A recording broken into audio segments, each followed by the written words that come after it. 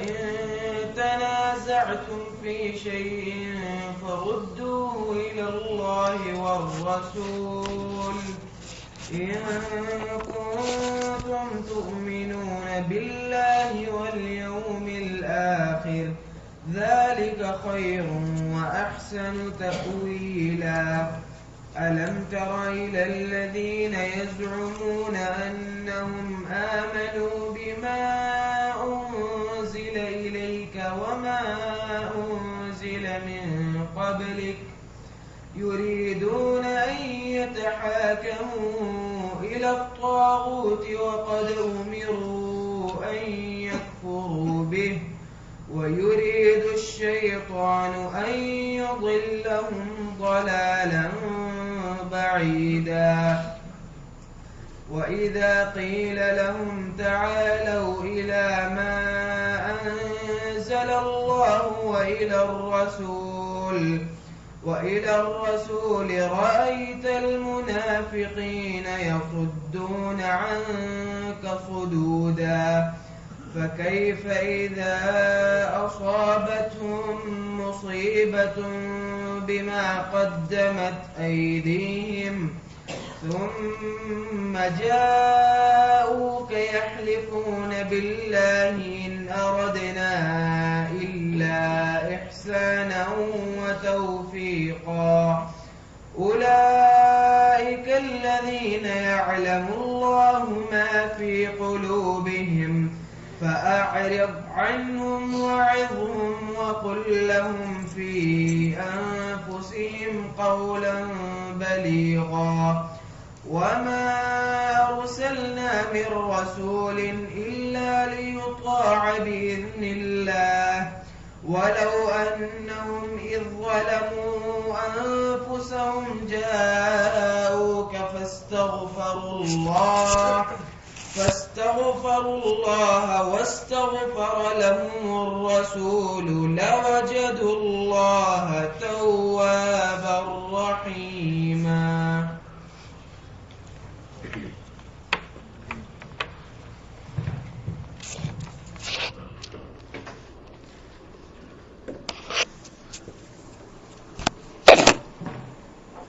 أعوذ بالله من الشيطان الرجيم بسم الله الرحمن الرحيم یا ایھا الذین آمنوا اے لوگو جو ایمان لائے ہو اطیعوا اللہ اللہ کی اطاعت کرو واطیعوا الرسول اور رسول کی اطاعت کرو واولی الامر منکم اور تم میں سے جو امر والے ہیں ان کی اطاعت کرو.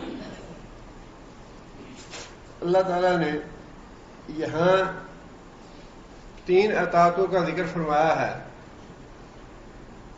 پہلی اطاعت تو اللہ تعالیٰ کی ہے اور حقیقت میں اطاعت صرف اللہ تعالیٰ کی ہی ہے، جیسا کہ پچھلے درس میں نے گزارش کی تھی کہ دوسری جو اطاعت ہے رسول اکرم صلی اللہ علیہ وسلم کی، وہ بھی اس بنیاد پہ ہے کہ اللہ کے احکام کی اطاعت رسول کے بغیر ممکن نہیں. اللہ نے جو حکم دیے ہیں مسلمانوں کو ان پہ عمل کرنا رسول کے بغیر ممکن نہیں ہے، لہذا رسول کی اطاعت جو ہے وہ در حقیقت اللہ ہی کی اطاعت ہے.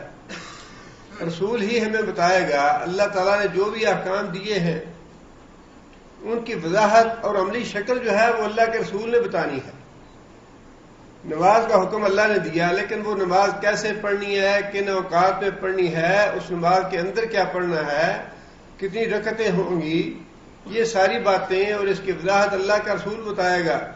اور اسی طرح باقی جو عبادات کے معاملے ہیں، روزہ ہے کیسے رکھنا ہے، روزے کے احکام کیا ہیں، زکوٰۃ کتنی ادا کرنی ہے، کس کو ادا کرنی ہے، اور اسی طرح حج اور عمرے کے مسائل ہیں.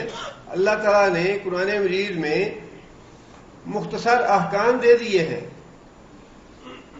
لیکن ان مختصر احکام پہ عمل کیسے کرنا ہے وہ اللہ کی رسول کی اطاعت کے بغیر ممکن نہیں ہے. لہذا پہلی دونوں اطاعتیں جو ہیں وہ دراصل ایک ہی اطاعت ہے. اور ویسے بھی اللہ کے رسول نے خود فرمائی یہ بات، من اطاعنی فقد اطاع اللہ، جس نے میری اطاعت کی اس نے اللہ کی اطاعت کی، ومن عصانی فقد عصی اللہ، اور جس نے میری نافرمانی کی اس نے اللہ کی نافرمانی کی۔ جس کا مطلب یہ ہے کہ یہ پہلی دونوں اطاعتیں جو ہیں یہ در حقیقت اللہ ہی کی اطاعتیں ہیں، اللہ کے احکام ہیں، اور اس کی عملی شکل کیا ہوگی وہ اللہ کے رسول بتاتے ہیں۔ اگر اللہ کے رسول ہمیں نہ بتائیں تو اللہ کی اطاعت کرنا ممکن نہیں ہے۔ اللہ کی اطاعت ممکن ہی تب ہے جب اللہ کے رسول ہمیں اس کی وضاحت کر کے بتائیں کہ اللہ نے یہ حکم دیا ہے اور اس کی اطاعت یوں کرنی ہے۔ اس کے بعد تیسری اطاعت جو ہے وہ اولی الامر کی ہے۔ اولی الامر سے مراد یہ ہے حکم والے جو تم میں سے ہو، منکم سے۔ ایک تو یہ بات اللہ نے واضح فرما دی کہ وہ اولی الامر جو ہیں وہ تم سے یعنی مسلمانوں سے ہونے چاہیے، چونکہ اس میں دو طبقے شامل ہیں، ایک علماء اور فقہاء کا طبقہ بھی اولی الامر میں شامل ہے، اور حکمرانوں کا طبقہ جو ہے یہ بھی اولی الامر میں شامل ہے۔ دونوں طبقے مفسرین کی نظر میں اولی الامر میں شامل ہیں۔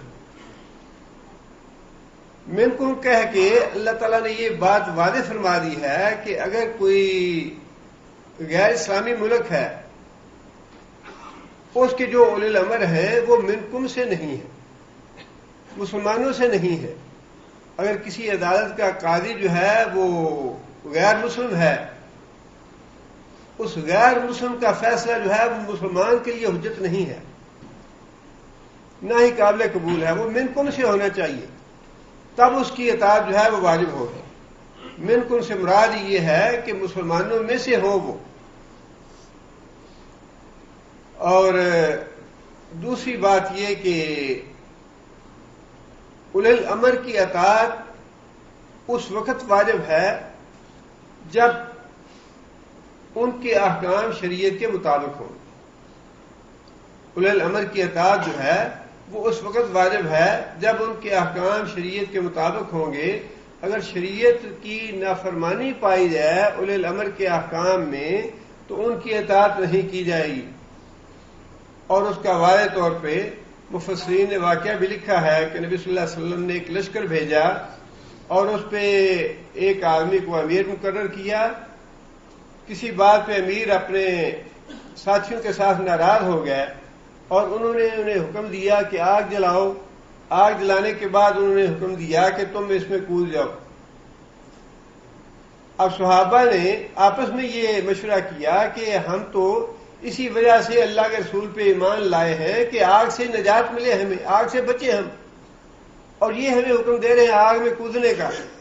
انہوں نے انکار کر دیا، اور واپس آ کے جب نبی صلی اللہ علیہ وسلم کو یہ بات بتائی گئی تو نبی صلی اللہ علیہ وسلم نے فرمایا کہ اگر تم آگ میں چلے جاتے تو ہمیشہ ہمیشہ کے لیے آگ میں چلے جاتے۔ جس کا مطلب یہ ہے کہ جو غیر شرعی حکم ہے، جلانے کا حکم غیر شرعی ہے، لہذا غیر شرعی حکم کی اطاعت جو ہے وہ واجب نہیں ہے، اس کا انکار کرنا واجب ہے۔ دوسری بات کہ کہاں تک اولی الامر کا حکم جو ہے وہ مانا جائے، اس کے بارے میں بھی جو شریعت کے احکام ہیں وہ بڑے واضح ہیں۔ رسول اکرم صلی اللہ علیہ وسلم نے یہ بات ارشاد فرمائی کہ امیر کا لفظ جب بھی استعمال کیا شریعت نے یا احادیث میں، امیر کا لفظ جب استعمال ہوتا ہے تو اس سے مراد حکمران ہے۔ یہ ہمارے بعض جو جماعتیں بنتی ہیں ان کے امیر بن جاتے ہیں، چیئرمین بن جاتے ہیں، لیڈر بن جاتے ہیں۔ حدیث جو ہے اس میں جب امیر کا لفظ استعمال ہوتا ہے تو وہ حکمران کے لیے استعمال ہوتا ہے۔ اللہ کے رسول نے جب یہ بات ارشاد فرمائی کہ امیر کی بات سننا اور امیر کی اطاعت کرنا واجب ہے، تو اس سے مراد یہ ہے کہ جو بھی تم میں سے حکمران بن جائے اس حکمران کی بات سننا اور اس کی اطاعت کرنا واجب ہے، خواہ تمہیں پسند ہو یا ناپسند۔ بخاری شریف کی حدیث ہے یہ، خواہ تمہیں پسند ہو یا ناپسند۔ ہاں ایک صورت ہے اس کی اطاعت نہ ماننے کی، وہ صورت یہ ہے کہ وہ کوئی ایسا حکم دے جو اللہ اور اللہ کے رسول کے حکم کے خلاف ہو۔ یہ حدیث بہت واضح ہے اور اس کے الفاظ جو ہیں وہ بھی بڑے کھلے کھلے ہیں۔ امیر کا حکم ماننا، حکم سننا اور اس پہ عمل کرنا واجب ہے تم لوگوں کے لیے، خواہ تمہیں وہ پسند ہو یا ناپسند ہو. ہاں البتہ یہ صورت مستثنا ہے کہ وہ خلاف شرع تمہیں کوئی حکم دے پھر نہیں ماننا.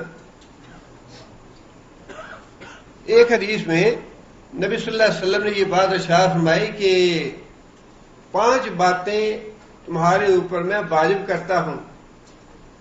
پہلی بات یہ کہ جو بھی تمہارا امیر بنے اس کی بات کو سنو، اس کی اطاعت کرو، اور جہاد کا حکم دے تو جہاد کرو، ہجرت کا وقت آئے تو ہجرت کرو، اور جماعت کے ساتھ منسلک رہو، جماعت کے ساتھ چمٹے رہو.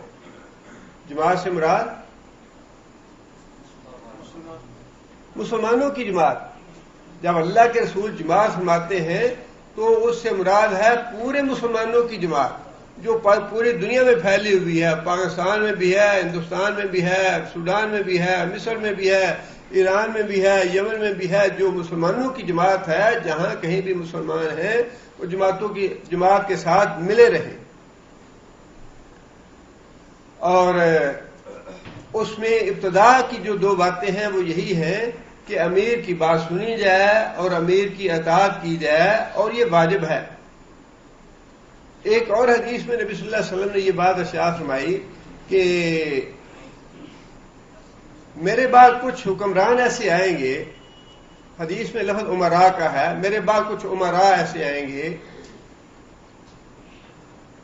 ایسے حکام آئیں گے جن کی بعض باتیں تمہیں ناگوار ہوں گی، بعض ان کی باتیں تمہیں بری لگیں گی، اور بعض باتیں ان کی اچھی ہوں گی. فرمایا کہ جو آدمی ان کی بری باتوں سے ناراضگی کا اظہار کرے گا، انہیں ناپسند کرے گا، وہ بری ذمہ ہو گیا، اللہ کی پکڑ سے وہ بچ گیا. جو آدمی ان کے برے احکام سے، ان کی بری حرکتوں پہ راضی رہا، اللہ اس کی پکڑ کرے گا. صحابہ کرام نے عرض کی یا رسول اللہ، اگر ہمیں ایسے امراء سے، ایسے حکمرانوں سے واسطہ پڑ جائے، کیا ہم ان سے جنگ کریں؟ مراد یہ ہے کہ خروج کریں، بغاوت کریں، انہیں ہٹانے کی کوشش کریں. نبی صلی اللہ علیہ وسلم نے فرمایا کہ جب تک وہ نماز پڑھتے رہیں، جب تک ایسا نہ کریں. اسی باب میں مسلم شریف کی حدیث ہے یہ، اور اس سے اگلی حدیث یہ ہے کہ نبی صلی اللہ علیہ وسلم نے فرمایا کہ بدترین حکمران وہ ہیں جو اپنی رعایا پہ لعنت کریں اور رعایا ان پہ لعنت کریں. وہ رعایا سے غصے ہو، رعایا ان سے غصے ہو. اس پہ بھی صحابہ کرام نے عرض کی یا رسول اللہ، ایسے حکمرانوں کا مقابلہ کریں، ان کے خلاف جنگ کریں. فرمایا نہیں، جب تک وہ نماز کا نظام قائم کرتے رہیں، جب تک ان کے خلاف جنگ نہ کرو، جب تک نماز کا نظام قائم کرتے رہیں. پہلی حدیث میں الفاظ یہ ہیں جب تک نماز پڑھتے رہیں. دوسری حدیث کے الفاظ یہ ہیں کہ جب تک نماز کا نظام قائم کرتے رہیں تب تک ان کے خلاف جنگ نہ کرو. اس سے ایک مطلب تو یہ بالکل واضح ہو گیا کہ جو حکومت تارک نماز ہے، نماز کا نظام قائم نہیں کرتی، وہ اسلام سے باغی ہے، اسلام سے منحرف ہے، وہ اللہ کی اطاعت سے نکلی ہوئی ہے حکومت. جو اسلام نماز کا نظام قائم نہیں کرتی، یا پھر جو خود نماز نہیں پڑھتے حکمران، وہ اللہ کے باغی ہیں اور اسلام سے منحرف ہیں، اللہ کی اطاعت سے نکلے ہوئے ہیں. وہ یہ بات بالکل واضح ہے. اسی طرح جس طرح یہ معاملہ حکومت کے لیے ہے، اسی طرح افراد کے لیے بھی ہے. جو آدمی تارک نماز ہے، نماز کا باغی ہے، نماز نہیں پڑھتا، وہ اللہ کی اطاعت سے نکلا ہوا ہے، اسلام کا باغی ہے، اسلام سے منحرف ہے. وہ جب تک وہ نماز پڑھنی شروع نہیں کرتا. اور جو دوسری بات اس سے واضح ہوتی ہے اور ثابت ہوتی ہے وہ یہ ہے کہ امیر کی اطاعت، حکمران کی اطاعت کس حد تک کرنی واجب ہے. جس کا مطلب یہ ہے کہ جو امیر ہے، حکمران ہے، اس کی اطاعت جو ہے آخری حد تک واجب ہے. اس کی وجہ یہ ہے کہ جب کسی ملک میں بغاوت ہوتی ہے، سرکشی ہوتی ہے، تو بڑا خون خرابہ ہوتا ہے اور بڑی ابتری پیدا ہو جاتی ہے اور امن قائم کرنا بڑا مشکل ہو جاتا ہے۔ شریعت نے آخری حد تک جانے کا حکم دیا ہے کہ جب تک وہ لوگ نماز پڑھتے رہیں تب تک ان کے خلاف بغاوت نہ کرو، انتشار پیدا نہ ہو۔ اس کا مطلب یہ ہے کہ امراء جو ہیں، حکمران جو ہیں، ان کی آخری حد تک جو ہے وہ اطاعت کرنے کا حکم ہے، اور امیر کی حکومت جو ہے جب قائم ہو جائے کسی بھی حکمران کی، تو حدیث میں حکم یہ ہے کہ ایک آدمی کی حکومت قائم ہو جانے کے بعد جب کوئی دوسرا امیر جو ہے وہ دعویٰ کرے امارت کا تو اس کو قتل کر دو، تاکہ ملک میں انتشار اور خون خرابہ اور قتل و غارت اور خون ریزی نہ ہو۔ اس حد تک حکم دیا گیا ہے کہ جو اولی الامر ہیں تم میں سے، ان کی اطاعت کہاں تک واجب ہے۔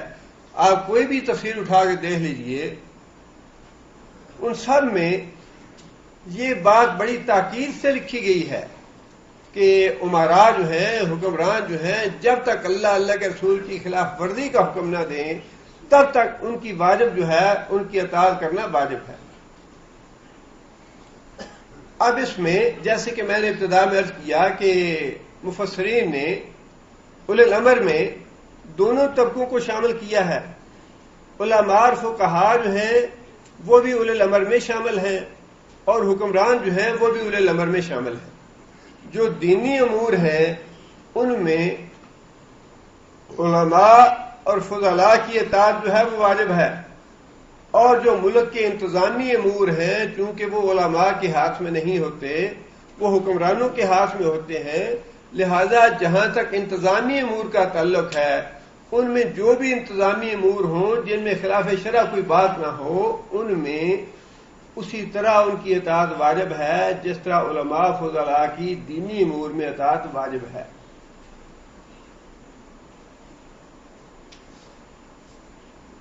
ملک کے نظم و نسق کے معاملے میں ملک میں صوبے کتنے ہونے چاہیے، کمشنریاں کتنی ہونی چاہیے، تھانے کتنے ہونے چاہیے، ریلوے کا نظام کیسا ہونا چاہیے، ٹریفک کا نظام کیسا ہونا چاہیے، یہ ساری چیزیں ایسی ہیں جن کا بنیادی طور پہ شریعت کے ساتھ کوئی تعلق نہیں ہے۔ آپ صوبے 4 بنائیں، 5 بنائیں، 10 بنائیں، شریعت کو اس پہ اعتراض نہیں ہے۔ پولیس اسٹیشن امن و امان کے لیے ہوتے ہیں، آپ چھوٹے علاقے میں بنائیں، بڑے علاقے میں رکھیں، جتنا بھی کریں، شریعت کو اس پہ اعتراض نہیں ہے۔ ٹریفک کا انتظام جو ہے وہ رائٹ ہینڈ ہو لیفٹ ہینڈ ہو، شریعت کو اس پہ اعتراض نہیں ہے۔ لیکن یہ سارے امور ایسے ہیں جن امور میں اطاعت جو ہے وہ واجب ہے۔ اگر ٹریفک کی خلاف ورزی کوئی کرتا ہے، قانون کی جو تنفیذ ہے وہ اپنی جگہ پہ، لیکن وہ شریعت کی نگاہ میں بھی گناہ گار ہے۔ اشارہ توڑنا ایک تو ہے قانون کی بات، پولیس کھڑی ہو یا کیمرہ لگا ہو، وہ اس کو چیک کر لے گا، جرمانہ کر دے گا۔ اگر وہ نہیں ہے تب بھی اس اشارے کو کراس کرنا حکمران کی خلاف ورزی ہے، اور شریعت کی نگاہ میں بھی گناہ ہے۔ یہ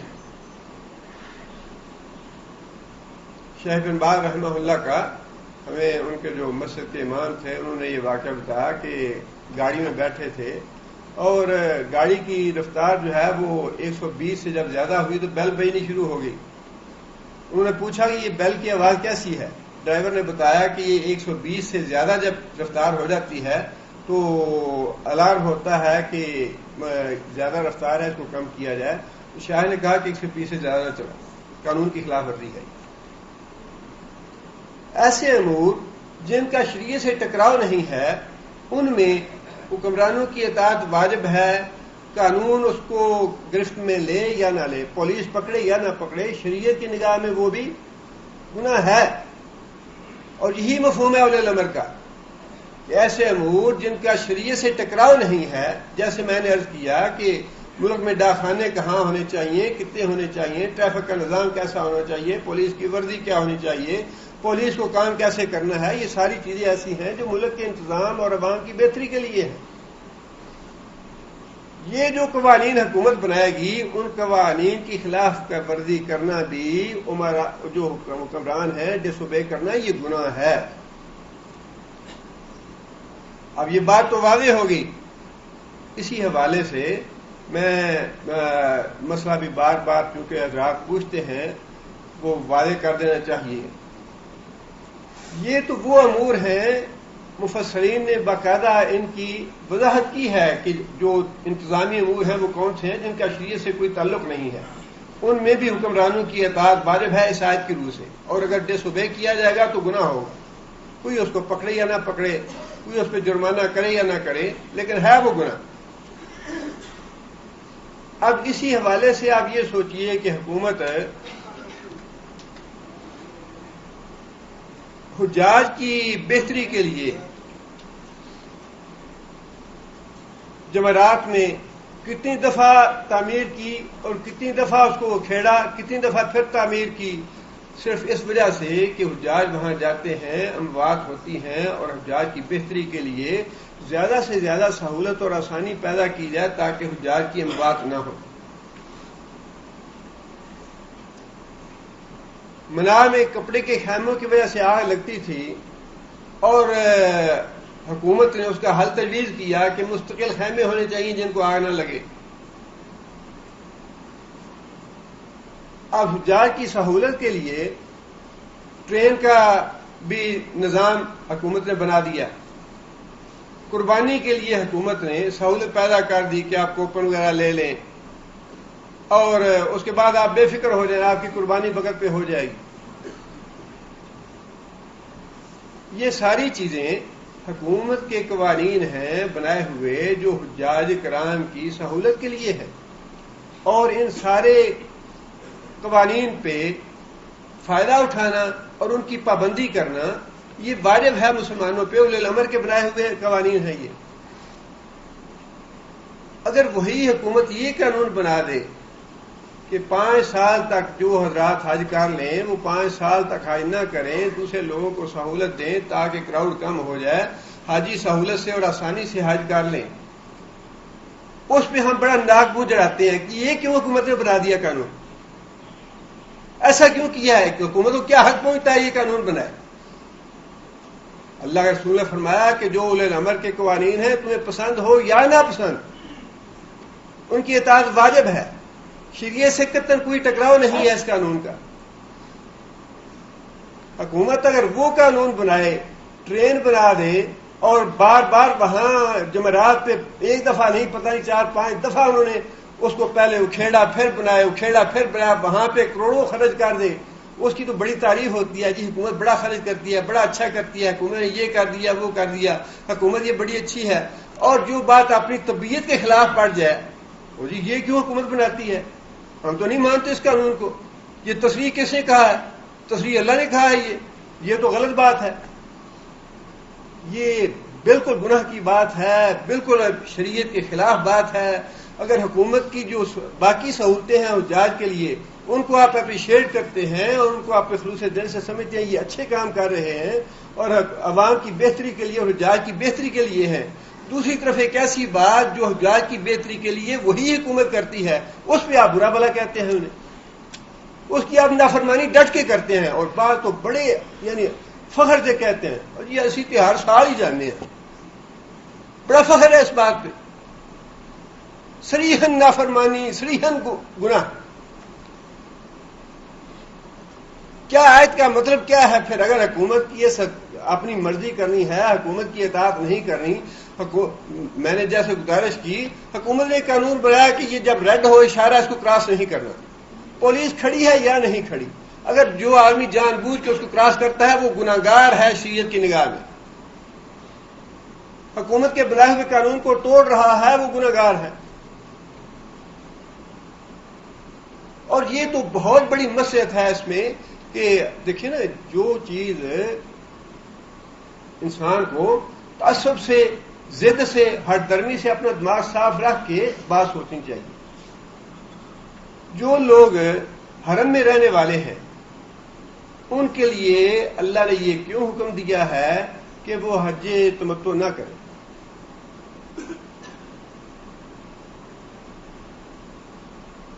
کیا وجہ؟ وجہ صرف یہ ہے کہ وہ تو ہمیشہ 12 مہینے رہتے ہیں وہاں، مقامی ہیں، جب بھی چاہیں عمرہ کر سکتے ہیں. جو باہر سے آئے ہیں ان کو وقت دو، انہیں سہولت مہیا کرو، ان کے لیے پریشانی پیدا نہ کرو، ان کے لیے کراؤڈ اور ہجوم نہ کرو. اگر اللہ نے قرآن میں ایک حکم دیا ہے کہ حجاج کی سہولت کے لیے عارضی طور پہ تم صرف حج کر لو، اگر حج کرنا ہے تو عمرہ نہ کرو تاکہ لوگوں کو سہولت مل جائے، لوگ آرام سے اپنا حج کر لیں. وہی بات اگر پورے ملک کے لیے حکمران کہتے ہیں، پورے ملک کے لیے بھئی تم اس ملک کے اندر موجود ہو، جب تمہارا جی چاہتا ہے عمرے پہ تمہارے لیے کوئی پابندی نہیں ہے، رمضان میں جاؤ، شوال میں جاؤ، محرم میں جاؤ، سفر میں جاؤ، پورے 11 مہینے 12 مہینے آپ کے لیے عمرے کے لیے اجازت ہے، کوئی اس پہ روک ٹوک نہیں ہے، کوئی پابندی نہیں ہے. ہاں البتہ حجاج جب باہر سے آتے ہیں، لاکھوں کی تعداد میں ہوتے ہیں، ان کا انتظام اور انتظام کرنا مشکل بات ہے. لہذا جو ملک کے اندر ہیں وہ 5 سال میں ایک دفعہ کر لیا کریں، اور باقی جو سال کا سارا سیزن ہے وہ عمرہ کرتے رہیں تاکہ باہر سے آنے والوں کے لیے سہولت ہو. اور اس پہ ہم بڑا ناک بھون چڑھاتے ہیں، بڑی باتیں کرتے ہیں. یہ حکومت کو کیا حق پہنچتا ہے روکنے کا؟ حکومت کو کیا حق پہنچتا ہے تصریح جاری کرنے کا؟ حکومت ایسا کیوں کرتی ہے؟ یہ تو خلاف شرع ہے. یہ خلاف شرع نہیں ہے، یہ بالکل شریعت کے مطابق ہے. لیکن بات وہی ہے جو اللہ کے رسول پہلے 14 سال پہلے جانتے تھے. فرمایا کہ حکمران جو تمہیں حکم دیں وہ تمہیں پسند ہو یا نہ پسند ہو اس پہ عمل کرنا واجب ہے. اب اس کے بعد جس کی مرضی چاہے وہ عمل کرے، جس کی مرضی چاہے نہ کرے. میری جو مطلوب بات ہے وہ تو یہ ہے کہ مسئلہ واضح کر دیا ہے. اگرچہ اس معاملے میں علماء کا اختلاف بھی ہے، اور اختلاف جو ہے وہ ہے اپنی مرضی کی وجہ سے کہ ہماری طبیعت نہیں مانتی اس کو.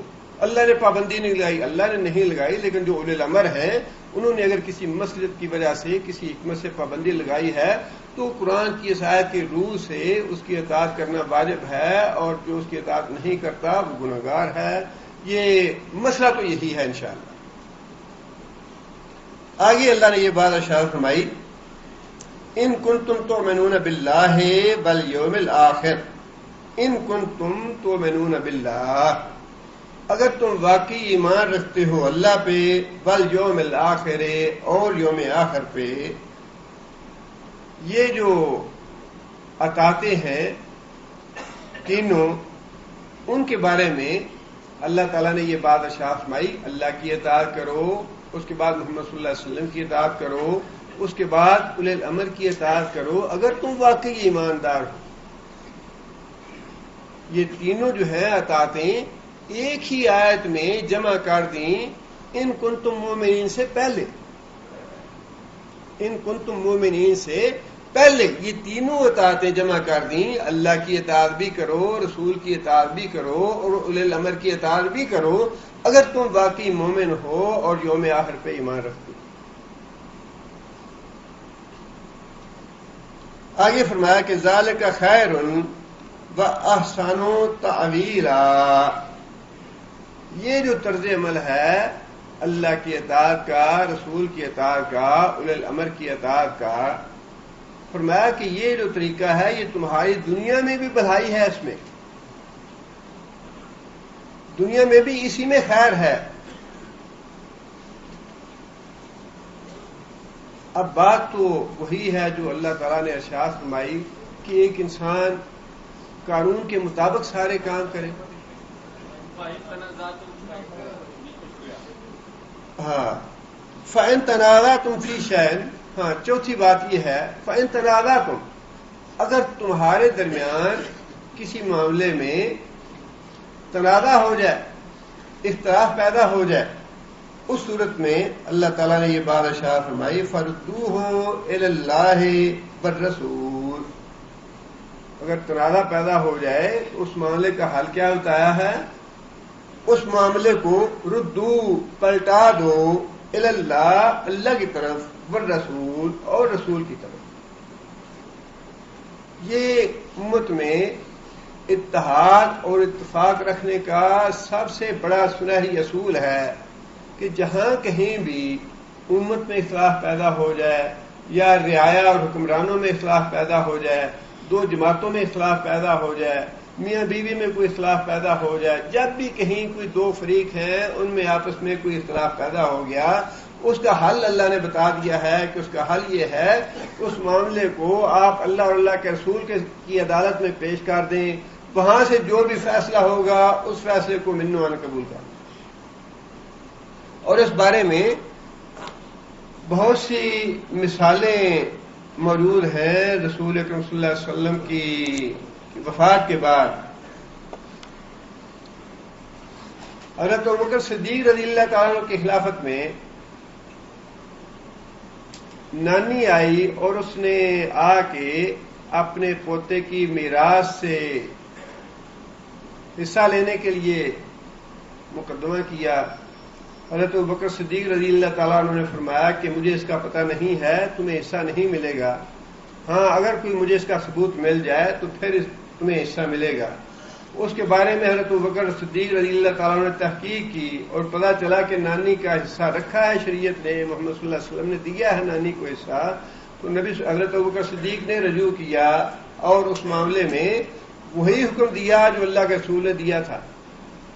حضرت عمر رضی اللہ تعالیٰ عنہ کے زمانے میں بھی مجوسیوں سے جزیہ نہیں لیتے تھے حضرت عمر، لیکن حضرت عمر کو بتایا گیا کہ نبی صلی اللہ علیہ وسلم نے جزیہ لیا ہے، چنانچہ حضرت عمر نے اپنی رائے ترک کر کے، اپنا فیصلہ ترک کر کے جو رسول اللہ صلی اللہ علیہ وسلم کا حکم تھا اس کے مطابق عمل کیا۔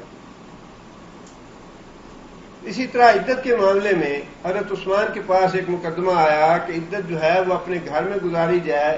حضرت عثمان نے عدت گزارنے کا حکم دیا اس کو باہر گھر سے، لیکن جب حضرت عثمان کو یہ پتہ چلا کہ عدت کے دوران عورت گھر سے باہر نہیں جا سکتی، تو حضرت عثمان نے نبی صلی اللہ علیہ وسلم کی جو سنت تھی اس کے مطابق فیصلہ دیا کہ عدت جو ہے وہ عورت اپنے گھر میں ہی گزارے گی۔ جس کا مطلب یہ ہے کہ جتنے بھی مسائل اور احکام ہیں ان میں اختلافات اور لڑائی اور جھگڑے ختم کرنے کا راستہ ایک ہی ہے۔ جب بھی کوئی تنازع پیدا ہو جائے، جب بھی کوئی اختلاف پیدا ہو جائے تو اس میں معاملہ جو ہے وہ اللہ کے رسول کی طرف پلٹا دیا جائے۔ یہیں سے یہ بات بھی واضح ہو جاتی ہے کہ جب کسی بھی معاملے میں صحیح حدیث آ جائے اس کے بعد پھر کوئی گنجائش باقی نہیں رہتی کہ انسان اس سے اختلاف کرے۔ ردوہ الی اللہ بالرسول، اللہ اور اللہ کے رسول کی طرف پلٹانے کا مطلب جو ہے وہ یہی ہے کہ قرآن سے فیصلہ لے لو یا رسول اکرم صلی اللہ علیہ وسلم سے فیصلہ لے لو۔ نبی صلی اللہ علیہ وسلم کی حیات طیبہ میں خود نبی صلی اللہ علیہ وسلم کی ذات موجود تھی۔ جب نبی صلی اللہ علیہ وسلم فوت ہو گئے تو رسول اللہ صلی اللہ علیہ وسلم کی طرف پلٹانے کا مطلب جو ہے وہ یہی ہے کہ جو حدیث یا سنت ہے اس سے فیصلہ کروا لیا جائے کہ اس پہ کیسے عمل کرنا ہے یا اس بارے میں شریعت کا حکم کیا ہے۔ جب شریعت کی واضح نص موجود ہو، قرآن مجید کی آیت موجود ہو، اللہ کے رسول کی حدیث یا سنت موجود ہو تو پھر اس سے اختلاف کرنے کی گنجائش باقی نہیں رہتی۔ ان کنتم تؤمنون باللہ، اگر تم واقعی اللہ پہ ایمان رکھتے ہو، اللہ کی اطاعت کرو، رسول کی اطاعت کرو، اولی الامر کی اطاعت کرو، اور پھر اختلافات کے معاملے میں تمہارا طرز عمل یہ ہونا چاہیے کہ اللہ اور اللہ کے رسول کی طرف معاملہ پلٹا دو، جو فیصلہ اللہ کے رسول کی عدالت سے ہو جائے اس کو برضا اور رغبت تسلیم کر دو اگر تم واقعی مومن۔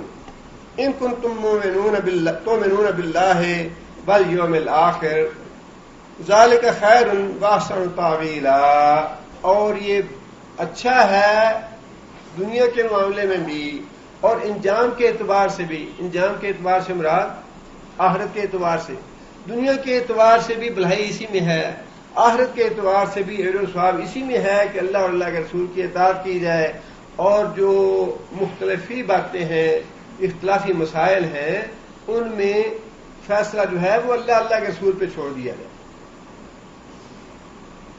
آگے پھر اللہ تعالیٰ نے 2-3 آیتیں جو ہیں وہ ایک خاص واقعے کے لیے بیان فرمائی ہیں۔ ان میں چند واقعات ایسے ہیں جن میں منافقوں نے اپنے بعض اختلافی معاملات نبی صلی اللہ علیہ وسلم سے حل کرانے کی بجائے کاہن یا نجومیوں سے حل کروائے، ان کے پاس لے گئے۔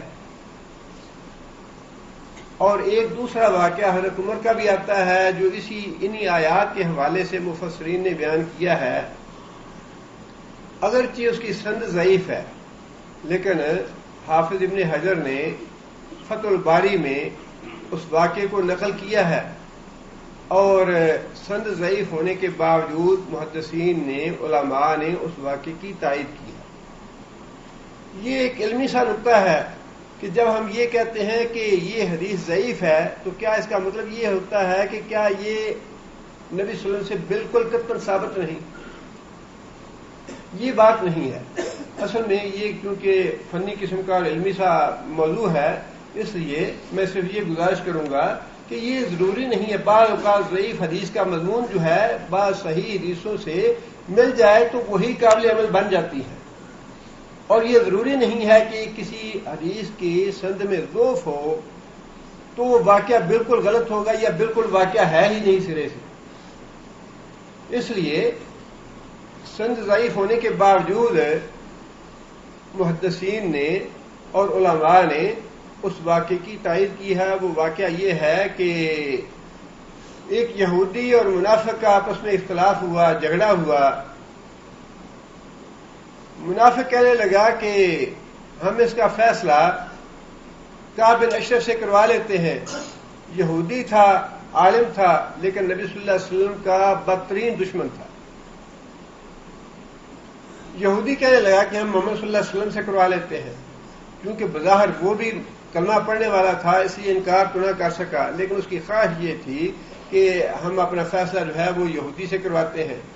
اور کیونکہ واقف تھا یہودیوں کے کردار سے کہ یہودی جو ہے رشوت خور ہیں اور ان سے جھوٹے فیصلے کرائے جا سکتے ہیں، اپنی مرضی کے فیصلے لیے جا سکتے ہیں، اس لیے اس کی خواہش یہ تھی کہ میں اس سے مل جل کے اپنے حق میں فیصلہ کرا لوں گا۔ لیکن رسول اللہ صلی اللہ علیہ وسلم کے معاملے میں اسے یہ پتا تھا کہ اللہ کے رسول فیصلہ وہی کریں گے جو حق کا فیصلہ ہوگا، اور یہودی کو اس بات پہ اطمینان تھا کہ حق میرے ساتھ ہے۔ یہودی کو اصرار تھا کہ فیصلہ نبی صلی اللہ علیہ وسلم سے کروایا جائے، چنانچہ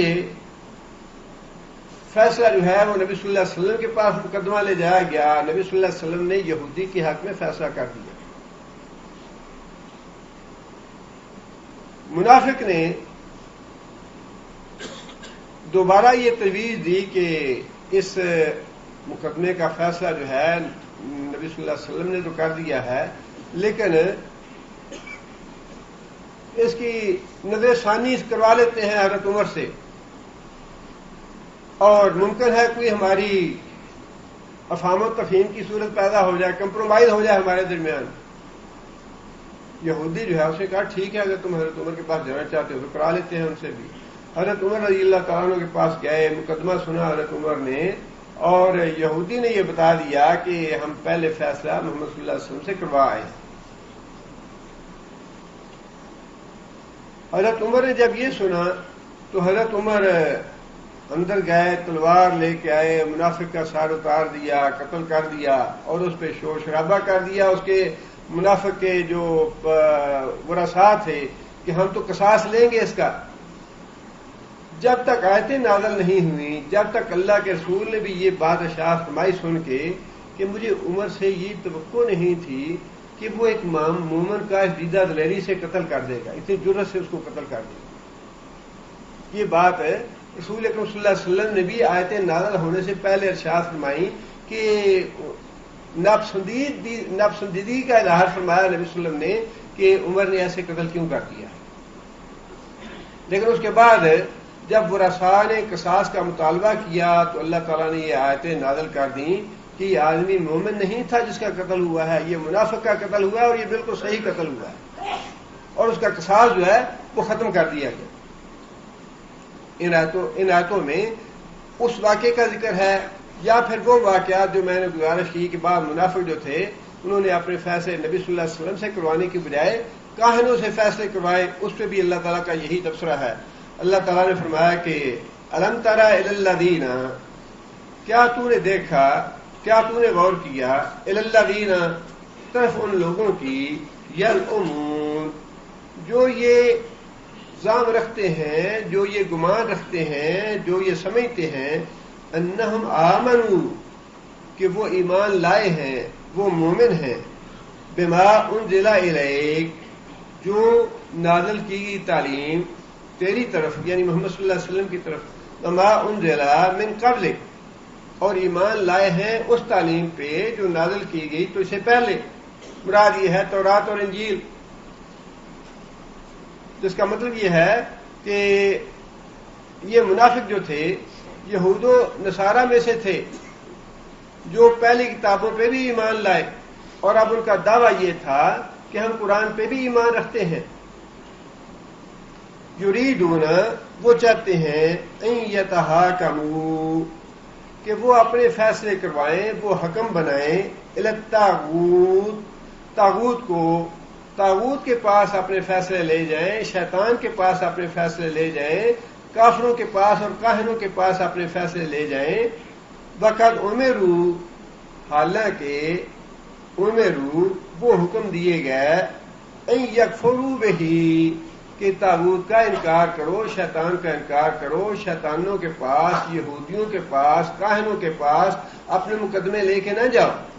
अपने मुकदमे जो है वो नेक लोगों के पास, आलिम लोगों के पास, रसूल के पास लेके जाओ। वयुरीदु शैतानु अन युदिल्लहुम, और शैतान तो ये चाहता है, अन ये कि युदिल्लहुम, उनको गुमराह करे, दलालन बाईदा, इतनी दूर ले जाए गुमराही में, इतनी दूर ले जाए गुमराही में कि वहां से पलटना मुमकिन ना हो। गुमराही में इतना दूर ले जाए कि सीधे जहन्नम में जा गिरे। शैतान तो ये चाहता है, जिसका मतलब ये है कि तागूत से, काफरों से अपने फैसले करवाना, गोया शैतान के पीछे जाना है, शैतान से फैसले करवाने हैं। किसी मुसलमान को ये नहीं करना चाहिए कि वो मुसलमानों की अदालत छोड़ के काफिरों की अदालत में चला जाए। आगे फिर अल्लाह फरमाते हैं, वाइदा कीला लहुम, और जब उनसे कहा गया, तालो, आओ, इला, तरफ, मा अंज़ल अल्लाह, उस चीज की तरफ जो नाज़िल की अल्लाह ने, व इला रसूल, और रसूल की तरफ, रायत अल मुनाफिकीन, तू देखता है मुनाफिकों को, यसुद्दून अनका सुदूदा, यसुद्दून, रुक जाते हैं, अनका, तेरी तरफ आने से, सुदूदन, रुक जाना, बुरी तरह रुक जाते हैं। मतलब ये कि बिल्कुल उनका जी चाहता नहीं कि मोहम्मद सल्लल्लाहु अलैहि वसल्लम के पास जाके हम अपने फैसले कराएं। जब उन्हें ये कहा जाता है कि आओ अल्लाह और अल्लाह के रसूल तुम्हारा फैसला करें, ये बिल्कुल वही बात है जो इससे पहले फरमाई, फरुद्दूहु इलल्लाहि व रसूल इन कुंतुम मोमिनीन, अगर तुम मोमिन हो तो अपने इख्तिलाफात जो हैं वो अल्लाह और अल्लाह के रसूल से खत्म कराओ, अल्लाह अल्लाह के रसूल की अदालत में ले जाओ। और यहाँ मुनाफिकों के बारे में ये बात इरशाद फरमाई कि जो अल्लाह और अल्लाह के रसूल के फैसले को मानने के लिए तैयार नहीं है, वो कौन है? मुनाफिक हैं, जो रुकते हैं अल्लाह और अल्लाह के रसूल की तरफ आने से, अपनी बात पे अड़े रहते हैं, अपनी जिद पे जमे रहते हैं, अल्लाह अल्लाह के रसूल की बात मानने के लिए तैयार नहीं होते।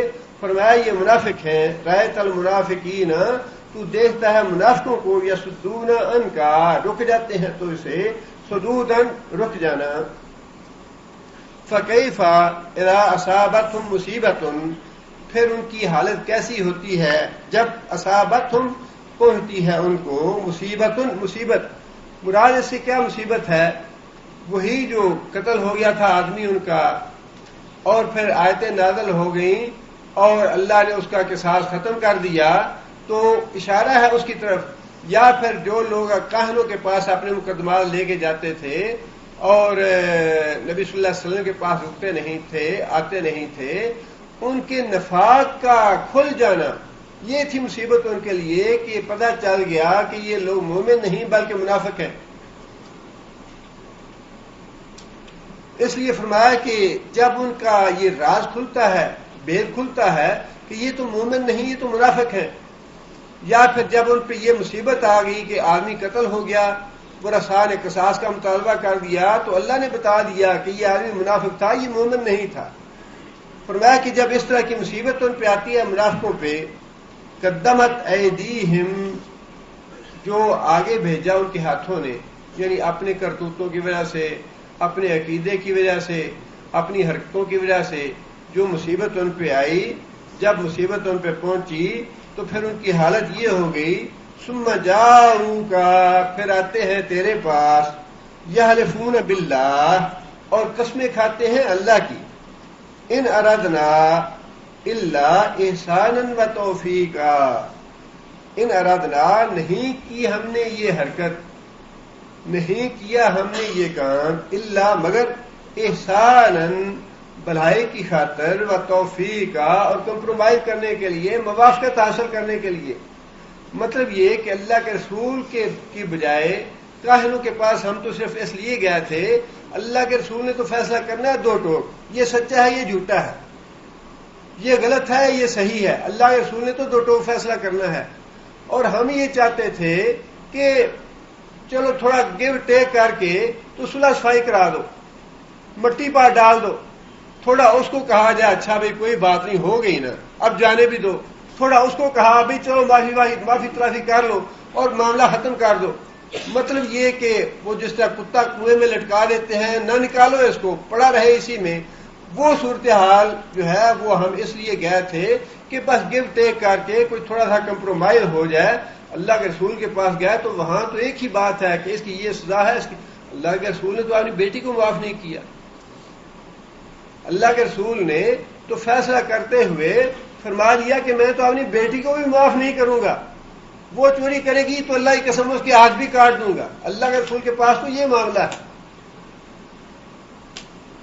اس لیے بعد میں جب وہ معاملہ کھل گیا اور اللہ تعالیٰ نے آیتیں نازل کر دیں تو منافق نبی صلی اللہ علیہ وسلم کی خدمت میں حاضر ہوئے اور اپنی دفاع میں ایسی باتیں کی کہ یا رسول اللہ، آپ پہ ایمان تو آپ ہی لائے ہیں، ہم بھی کلمہ آپ ہی کا پڑھتے ہیں، لیکن آپ کی عزت بڑی ہے، آپ کا احترام بڑا ہے، آپ کے پاس آتے ہوئے تو طبیعت بڑی گھبراتی ہے، ڈر گئے تھے ہم، اور ہم یہ چاہتے تھے چلو دو فریق ہیں، لڑائی جھگڑا ہوا ہے تو احسان اور توفیق کا معاملہ ہو جائے، ایک آدمی معاف کر دے، دوسرا آدمی معافی تلافی کرا لے اور دونوں میں کمپرومائز ہو جائے، انڈرسٹینڈنگ ہو جائے۔ ہم تو بس اس غرض کے لیے گئے تھے، ورنہ ایمان تو آپ ہی لائے ہیں، کلمہ تو آپ ہی کا پڑھتے ہیں، آپ ہی کے پیچھے ہیں ہم بھی۔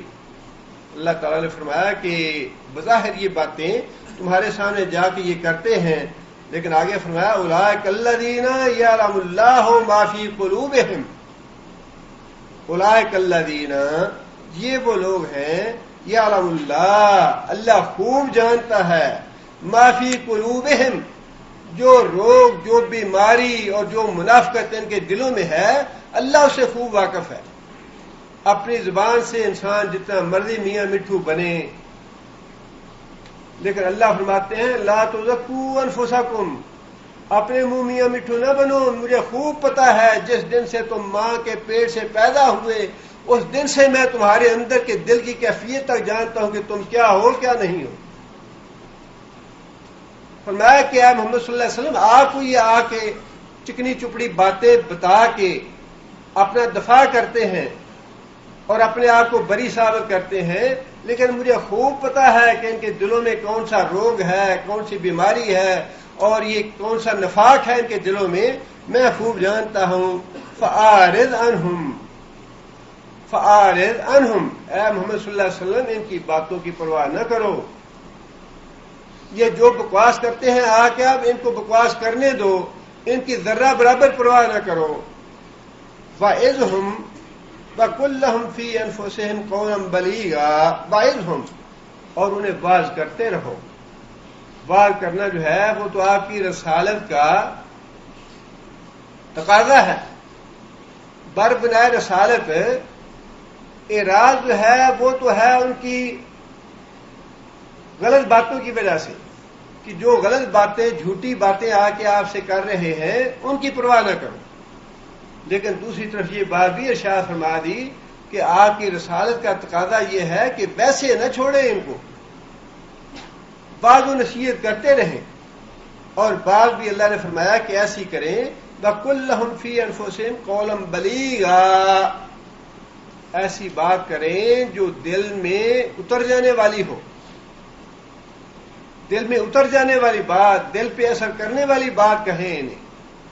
مطلب یہ ہے کہ اس معاملے میں آپ کو کمی نہیں کرنی چاہیے، بعض و نصیحت کرنے میں، ان کی خیر خواہی اور ہمدردی کرنے میں کسر نہ چھوڑیں آپ، لیکن جو اپنے منہ سے جھوٹی باتیں آپ سے آگے کہتے ہیں، اس سے جو آپ کو رنج پہنچا ہے آپ اس کی پرواہ نہ کریں، وہ معاملہ میں جانوں اور یہ جانیں، لیکن آپ اپنی رسالت کا جو منصب ہے اس کے تقاضے پورے کرتے رہیں۔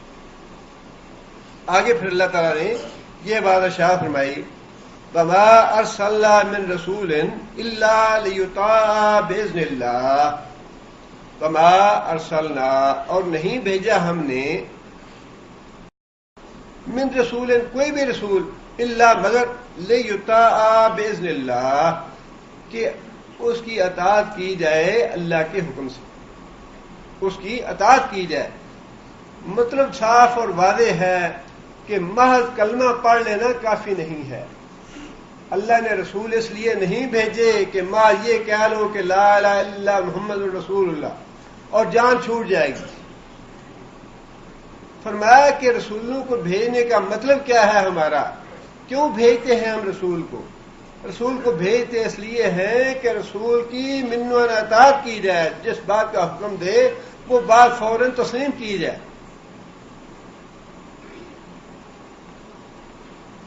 اور یہ اطاعت جو ہے یہ نبی صلی اللہ علیہ وسلم کی زندگی تک محدود نہیں، یہ قیامت تک واجب اور فرض ہے۔ جس طرح یہ اطاعت نبی صلی اللہ علیہ وسلم کی زندگی میں تھی مسلمانوں پہ یا امت پہ واجب، اسی طرح قیامت تک یہ اطاعت نبی صلی اللہ علیہ وسلم کی واجب ہے۔ آگے پھر اللہ تعالیٰ نے یہ بات ارشاد فرمائی، فَلَوْ أَنَّهُمْ إِذ ظَّلَمُوا أَنفُسَهُمْ جاءوك فاستغفروا الله واستغفر لهم الرسول لوجدوا الله توابا رحيما۔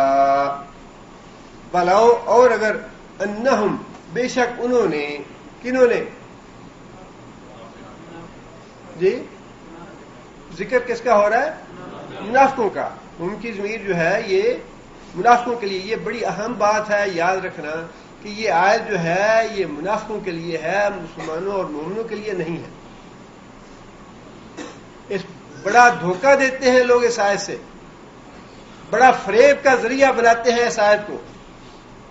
اس لیے اس آیت کا جو پس منظر ہے، جو پچھلی آیتیں ہیں، جو تعلق ہے اس آیت کا پچھلی آیتوں کے ساتھ، وہ ذہن میں رہنا چاہیے کہ ہم کی ضمیر جو ہے وہ منافقوں کے لیے ہے۔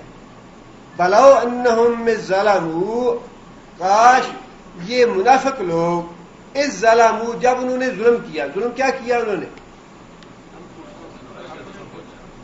جی اللہ کے رسول سے فیصلہ کروانے کی بجائے طاغوت کی طرف گئے، یہودیوں کی طرف گئے یا کاہنوں کے پاس گئے، یہ ظلم کیا انہوں نے۔ اس ظلموا، جب انہوں نے یہ ظلم کیا کہ اللہ کے رسول کو چھوڑ کے کاہنوں اور یہودیوں کے پاس چلے گئے فیصلہ کروانے کے لیے، انفسہم، اپنی جانوں پہ، جاؤک، اگر وہ آ جاتے تیرے پاس، ولو انہم اس ظلموا، جب انہوں نے ظلم کیا منافقوں نے اپنی جانوں پہ، اگر وہ جاؤک تیرے پاس آ جاتے یہ ظلم کرنے کے بعد، فاستغفر اللہ، اور خود بھی اللہ سے معافی مانگتے، واستغفر لهم الرسول، اور رسول بھی ان کے لیے معافی مانگتا، لوجدوا اللہ توابا رحیما، اللہ تعالیٰ کو بڑا ہی توبہ قبول کرنے والا اور بڑا ہی مہربان پاتے۔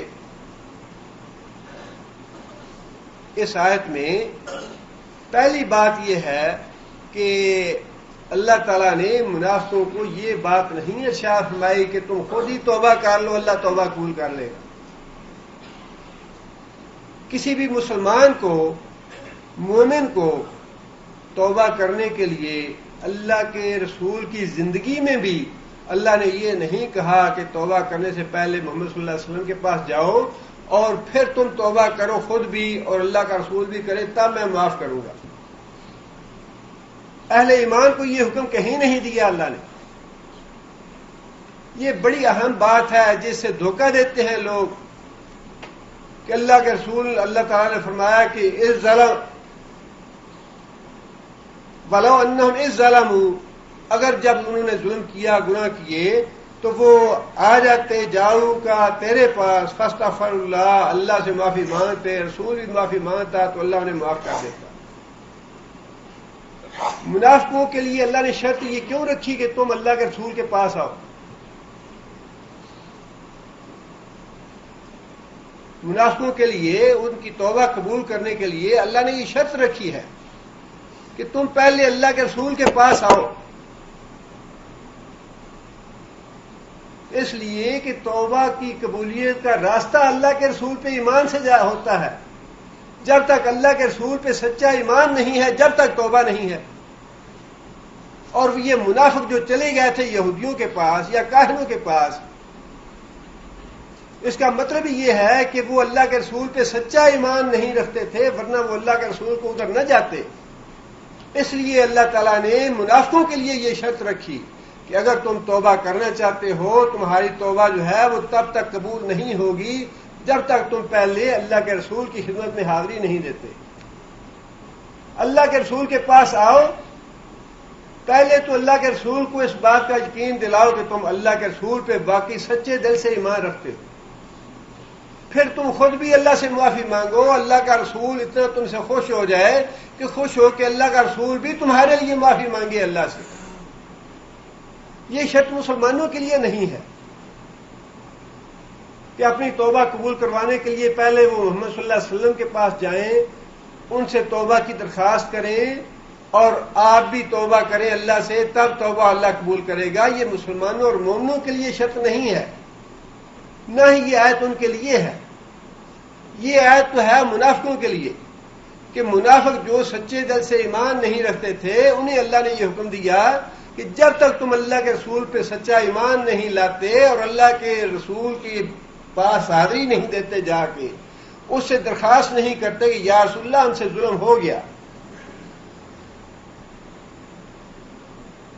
اور ہم اب اللہ سے معافی مانگنا چاہتے ہیں، ہم بھی معافی مانگتے ہیں، آپ بھی معافی مانگے اللہ تعالیٰ سے ہمارے لیے،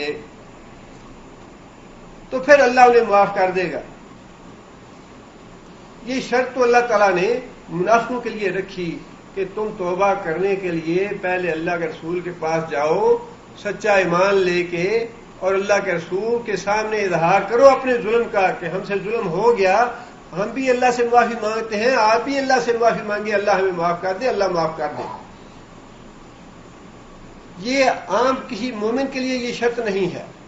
دوسری بات یہ ہے کہ دھوکہ یہ دیا جاتا ہے کہ رسول اکرم صلی اللہ علیہ وسلم کے پاس جس طرح اللہ نے حکم دیا ان کی زندگی میں ان کے پاس چلے جاؤ، ان کی وفات کے بعد بھی جو آدمی ان کی قبر پہ جا کے یہ بات کہہ دے گا کہ یا رسول اللہ مجھ سے یہ گناہ ہو گیا، آپ میرے لیے اللہ سے معافی مانگیں، تو اللہ تعالیٰ معاف کر دے گا. اور بڑے افسوس کی بات ہے، بعض اللہ تعالیٰ معاف کرے مفسرین کا بھی پورے قرآن جی کی تفسیر لکھی ہوئی ہے، لیکن اس کے باوجود تفسیر میں یہ واقعہ لکھا ہے. ادھر ان کی کتابوں میں تو خیر بے شمار واقعات لکھے ہیں، لیکن تفسیر میں لکھا ہوا واقعہ یہ میں نے پہلی دفعہ پڑھا ہے. ایک آدمی جو ہے وہ صحابہ کرام کے زمانے میں اس سے کوئی گناہ ہو گیا اور وہ روتا پیٹتا نبی صلی اللہ علیہ وسلم کی قبر پہ حاضر ہوا، اور نبی صلی اللہ علیہ وسلم کی قبر پہ حاضر ہو کے اس نے یہ آیت پڑھی وَلَوْ أَنَّهُمْ ظَلَمُوا أَنفُسَهُمْ جَاءُوكَ فَاسْتَغْفَرُوا اللَّهَ وَاسْتَغْفَرَ لَهُمُ الرَّسُولُ، کہ اللہ نے یہ فرمایا ہے کہ جب گناہ ہو جائے تو تم اللہ کے رسول کے پاس آؤ، اللہ کا رسول تمہارے لیے معافی مانگے گا، تم بھی معافی مانگو، اللہ معاف کر دے گا.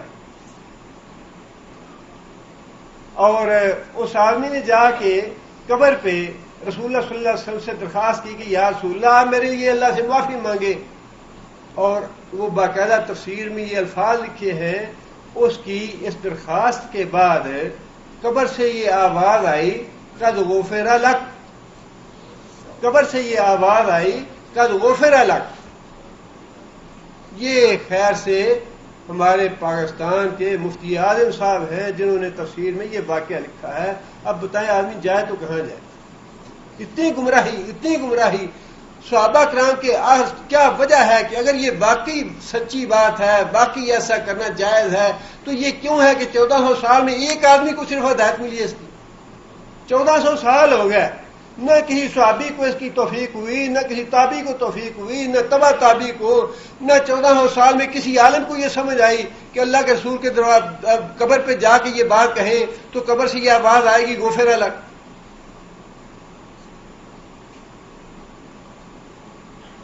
ایسے عجیب واقعات اور ایسے اللہ تعالیٰ معاف کرے، اتنا آدمی پریشان ہو جاتا ہے کہ آدمی جائے کہاں کہ علماء فضلاء ہیں، اور لکھتے وقت پتہ نہیں ایسا عقیدہ پھیر دیتا ہے مت کو اور عقل کو کہ انسان کو ہوش نہیں رہتی کہ میں کیا لکھ رہا ہوں، کیا کر رہا ہوں. اور یہ واقعہ بھی ہمارے علماء کی کتابوں میں لکھا ہوا ہے، اور بیشتر اکثر لوگوں نے پڑھا ہے. یہ قبر پہ جا کے فلاں صاحب گئے، باقاعدہ ان کا نام لکھا ہوا ہے کہ یا رسول اللہ میں آپ سے مصافحہ کرنا چاہتا ہوں. قبر سے ہاتھ نکلا اور انہوں نے مصافحہ کیا، قبر سے ہاتھ نکلا. باقی ساری دنیا اتنی گناہگار ہے کہ وہ ایک آدمی 1400 سال میں ایسا پیدا ہوا جیسے نبی صلی اللہ علیہ وسلم نے قبر سے باہر ہاتھ کر کے نکالا اور مصافحہ کیا. باقی پوری امت میں نہ امام احمد بن حنبل اس قابل تھے، نہ امام شافعی اس قابل تھے، نہ امام ابو حنیفہ اس قابل تھے، نہ کوئی اور تابعی یا تبع تابعی اس قابل تھا جس سے نبی صلی اللہ علیہ وسلم اپنے ہاتھ باہر نکال کے مصافحہ کرتے. وہی ایک آدمی پوری امت میں پیدا ہوا جیسے مصافحہ کرنا تھا نبی صلی اللہ علیہ وسلم.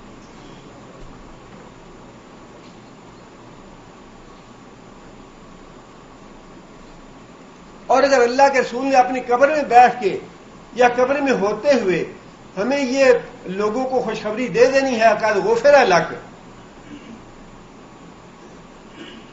تو پھر اللہ تعالیٰ نے قرآن میں یہ جو بات ارشاد فرمائی ہے ان شفاعت للہ جمیعہ، کہ مغفرت تو ساری کی ساری اللہ کے ہاتھ میں ہے، جسے چاہے معاف کرے جسے چاہے نہ معاف کرے. پھر اگر اللہ کے رسول نے معاف کر دیا تو پھر اللہ کے ہاتھ میں کیا رہے گا؟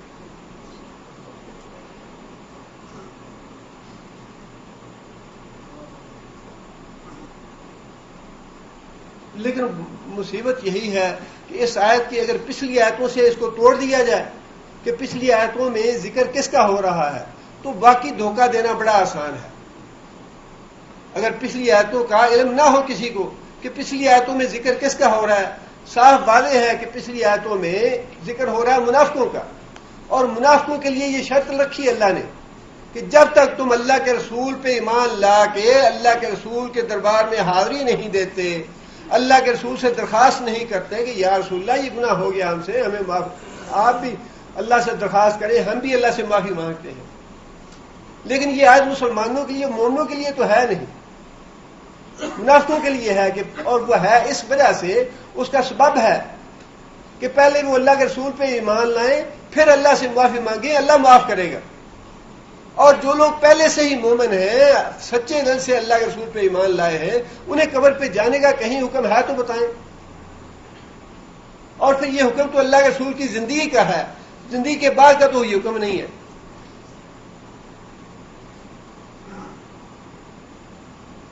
اسی لیے اپنا عقیدہ توحید اللہ نے بھی اور اللہ کے رسول نے بھی بڑی وضاحت سے یہ بات ارشاد فرمائی ہے کہ جس آدمی کا عقیدہ توحید درست ہوگا وہی آدمی نجات پائے گا. میری شفاعت کے لائق وہی ہے جس کا عقیدہ توحید درست ہو.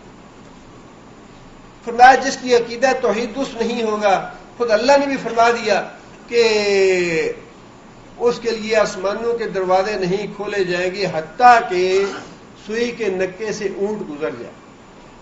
جس طرح سوئی کے نکے سے اونٹ کا گزرنا مشکل ہے، اسی طرح مشرک کی بخشش جو ہے وہ مشکل ہے.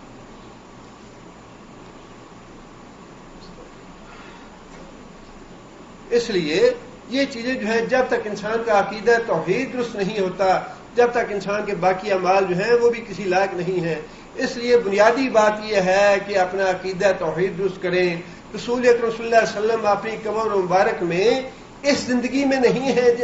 اللہ تعالیٰ معاف کرے کیسے کیسے گستاخی کی باتیں لوگ لکھ دیتے ہیں رسول اللہ صلی اللہ علیہ وسلم کی حیات طیبہ کے حوالے سے کہ نبی صلی اللہ علیہ وسلم جو ہیں وہ اپنی قبر میں زندہ ہیں، سنتے ہیں، معمول کے سارے کام کرتے ہیں، اور معاذ اللہ سننا معاذ اللہ ان کی بیویاں بھی ان کے پاس جاتی ہیں اور سارے معاملات اللہ تعالیٰ معاف کرے. یعنی دین کو کھیل اور تماشا بنا لیا. جو بھی اپنی عقل اور سمجھ میں بات آئی وہ ساری کی ساری نہیں. اللہ اور اللہ کے رسول کے احکام والی یا اللہ اور اللہ کے رسول پہ ایمان لانے والی تو کوئی بات ہی نہیں ہے. اللہ کے رسول اپنی قبر میں اس زندگی میں نہیں والی زندگی میں نہیں ہے. وہ زندگی کیسی ہے وہ اللہ بہتر جانتے ہیں، لیکن وہ جو برزخ کی زندگی ہے اس برزخ کی زندگی میں اللہ کے رسول سب سے اعلیٰ اور سب سے افضل اور سب سے بہتر زندگی میں ہے. وہ زندگی کیسی ہے یہ ہم نہیں جانتے. وہ جب شہداء کھانا دیے جاتے ہیں، کھلائے جاتے ہیں، پلائے جاتے ہیں تو اللہ کے رسول تو سب سے اعلیٰ اور افضل ہے، لیکن اس زندگی کا ہمیں شعور نہیں ہے. اور اللہ کے رسول کو جتنی بات اللہ سنانا چاہتے ہیں وہ سنتے ہیں، جو اللہ بات سنانا نہیں چاہتے وہ نہیں سنتے.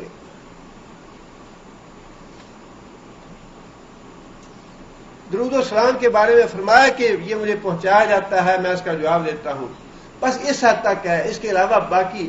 لیکن وہی بات تو یہی ہے کہ جب وہ اللہ کے رسول کو زندہ ثابت کر لیں گے تو پھر آگے بزرگوں کی کرامات اور بزرگوں کا زندہ کرنا اور حضرت صاحب کا اور پیر صاحب کا اور جیلانی صاحب کا گیلانی صاحب کا اور پھر داتا صاحب کا، ان کا زندہ کرنا بڑا آسان ہو جائے گا.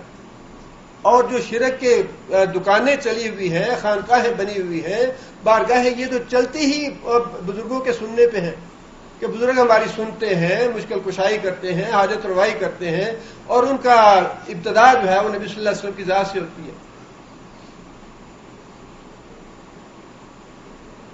اسی لیے سب سے اہم اور ضروری بات یہ ہے کہ اپنا عقیدہ توحید جو ہے اسے صاف کیا جائے. عقیدہ توحید میں معمولی جو آمیزش ہے وہ بھی اللہ گوارا نہیں کریں گے. سبحان ربک رب العزت عما یصفون.